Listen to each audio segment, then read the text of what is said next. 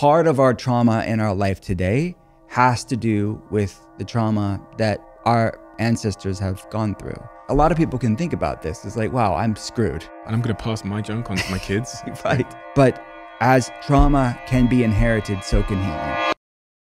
One of the things that orientates us and changes our priorities is trauma. And that's something you talk about in the book as well. The really fascinating thing that I've always been keen to ask somebody is about this idea of intergenerational trauma, which you've referenced a second ago. Because I wasn't sure if intergenerational trauma was just like woo-woo spiritual stuff, or whether it was real science, i.e. that the idea that your parents' trauma can be passed on to you somehow. Is that true? Yeah. Well, and yes, it is true. It is true. It's what researchers are really exploring of how it's expressed in our descendants.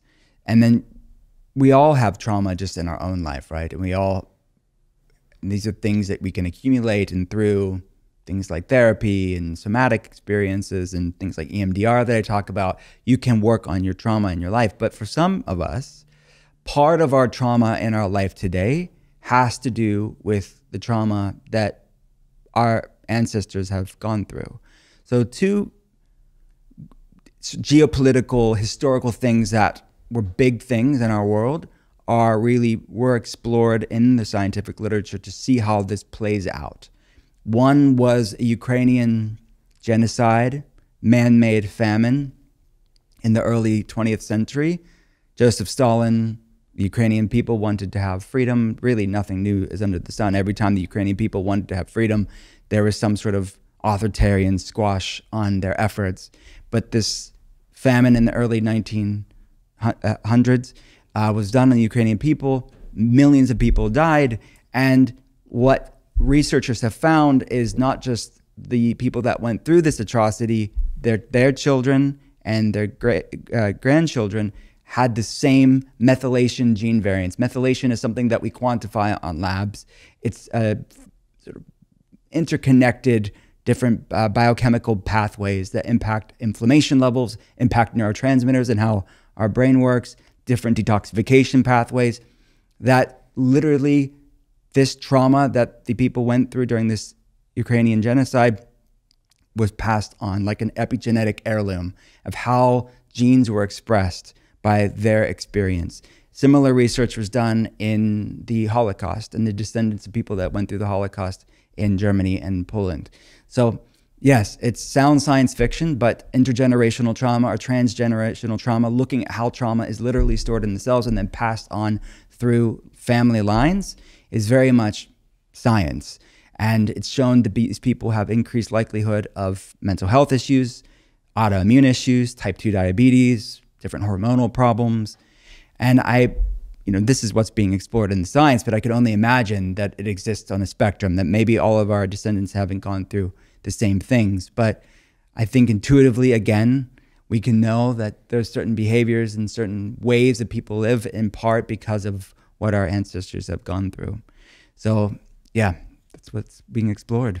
Feels a bit like it feels like a lot to deal with, like having to deal with my own trauma, let alone my great-grandparents' trauma as well, having a role in my life. And in that way, I think that can make a lot of people can think about this. It's like, wow, I'm screwed. Like if it wasn't, I have my own junk, let alone my ancestors' stuff. And I'm going to pass my junk on to my kids. Right.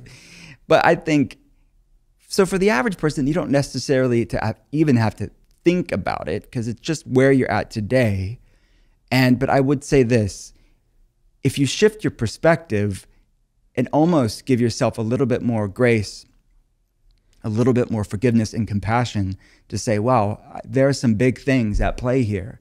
And I see people up against seemingly insurmountable things that have gone through a lot of personal trauma as well as ancestral trauma, break the chains of dysfunction, break the chains of disease and disorder in their life, and heal not only themselves, but heal their families, heal their children's children, heal generations they'll never get to see.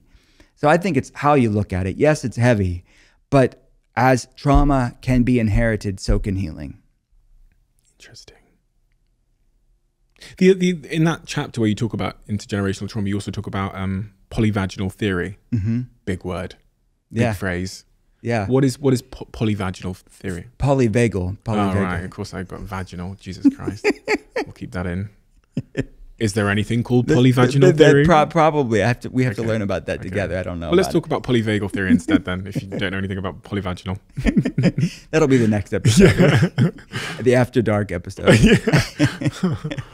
Polyvagal theory is, well, it gets its name in part because of the vagus nerve. It's the largest cranial nerve in the body, right? And it translates from the word wandering or wanderer, and it sort of wanders from the brain down into the gut.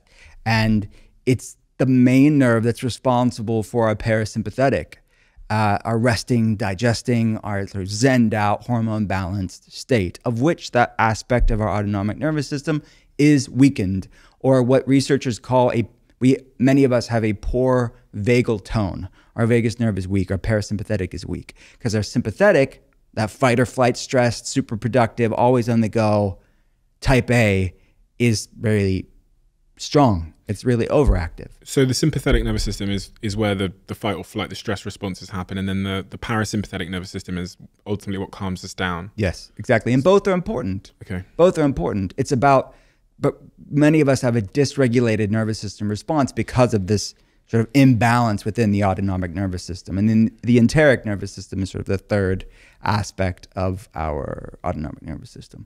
But polyvagal theory is a way to understand how trauma can be stored in our body.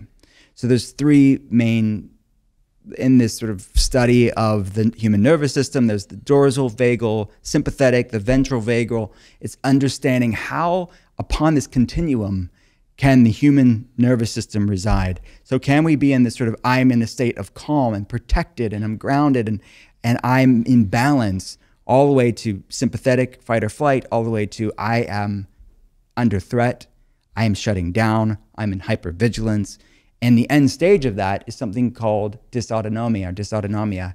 It is when the nervous system is perpetually stuck in that fight or flight state, that's a diagnosable disorder. But again, polyvagal attempts to describe how these things exist on a spectrum, to understand how things like thoughts and emotions, trauma, shame, our bodies are like cellular libraries where we're storing all of these things.